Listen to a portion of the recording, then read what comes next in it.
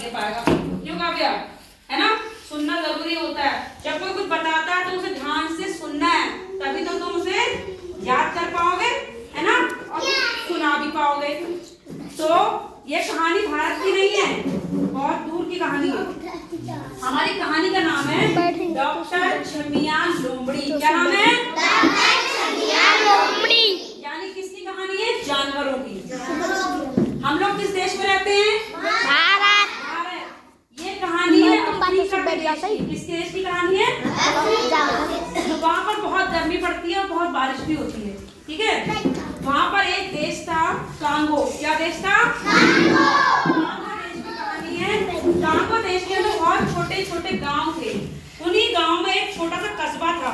उस कस्बे का नाम था जुम्बा। क्या नाम था? जुम्बा। वो जुम्बा जो है सबसे अलग था। वहाँ के जानवर सब पढ़े लिखे थे, हॉस्पिटल भी थे, अच्छे अच्छे स्कूल भी थे और अच्छी क्लासेस भी थी। फटाफट पॉज कर दो। कौन से कस्बे की? जुम्बा।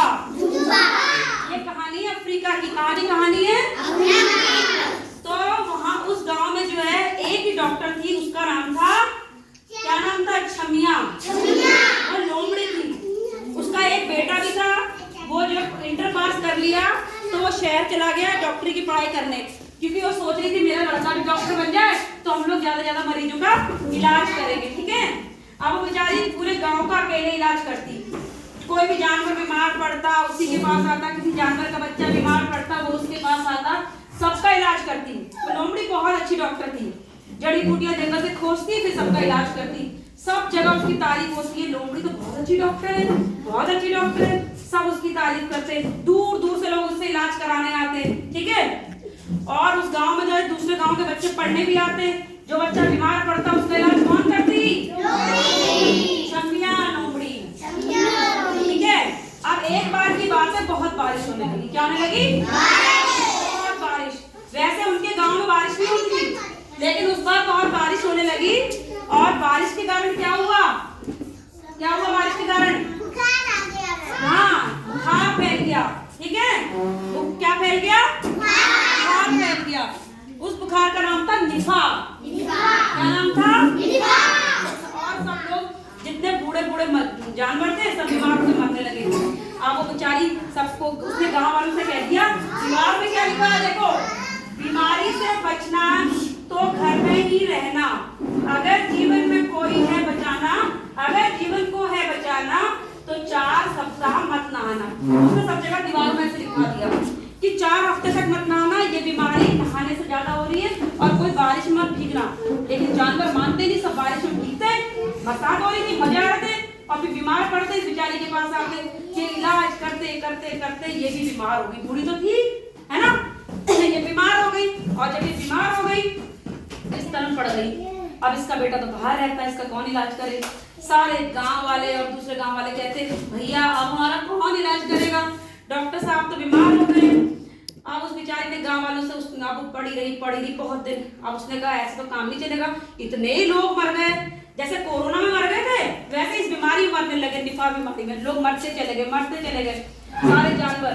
फिर वो एक दिन उठी, उसने डंडी ली, धीरे धीरे धीरे जंगल में गई, जड़ी बूटियां खोजी। उसने खूब सारी जड़ी बूटियां खोजी जंगल से और दवाई बनानी शुरू कर दी। बनाती रही और उसने दवाई बना दी, दमदार वैक्सीन। क्या बनाई?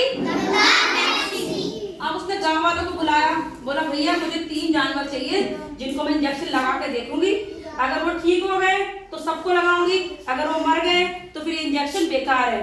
गांव वाले बोले भैया हम नहीं लगवाएंगे, हम मर जाएंगे। उन्होंने कहा कोई बूढ़ा आ जाओ, बूढ़े बोले हम नहीं लगवाएंगे, बच्चे बोले हम नहीं लगवाएंगे।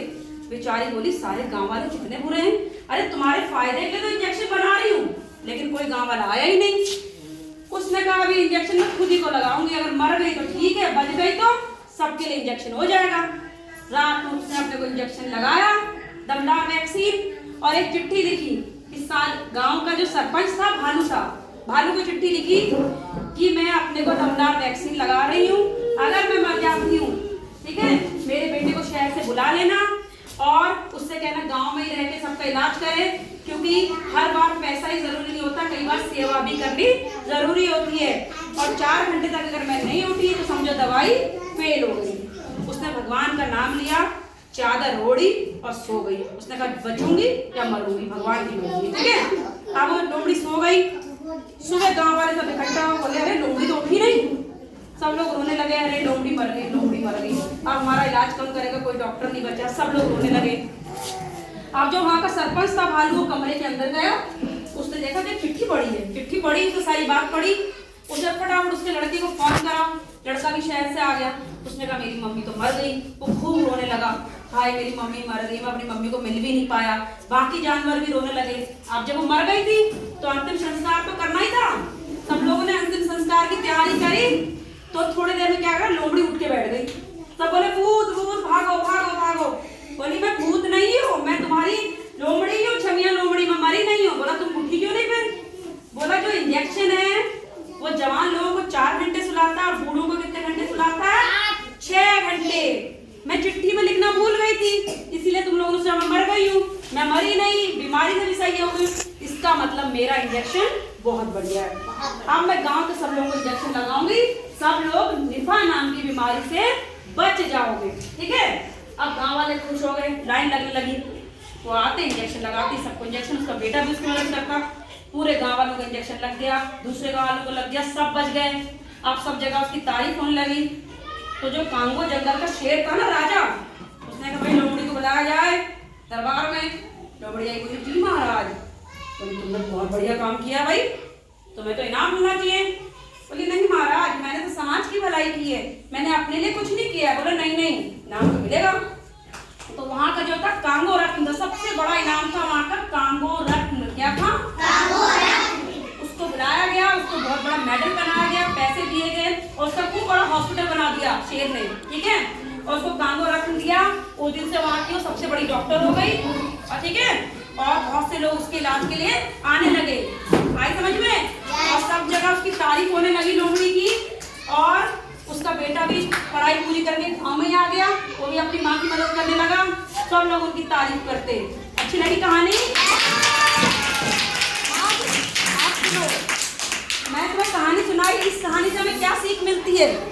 इस कहानी से हमें ये सीख मिलती है कि किस्मत भी इनका साथ देती है। इनका साथ देती है जो अपनी क्या करते हैं, जो अपनी सहायता खुद करते हैं, ठीक है। अब तुम लोगों को मैंने पढ़ने को कहा, तुम्हें कुछ पढ़ना नहीं आ रहा है, रात में कुछ पढ़ा नहीं है ना, तो ये क्या है? गलत है। जब तुम अपनी मदद खुद करोगे, अपनी सहायता खुद करोगे, तभी क्या होगा? तुम्हारी मदद भगवान करेंगे। कौन करेंगे? भगवान तुम्हारी मदद करेंगे, ठीक है। आई समझ में? तो इस कहानी से तुम्हें सीख मिली ना कि अपनी मदद खुद करनी चाहिए। कहानी अच्छी लगी? कहाँ जा रहे हो?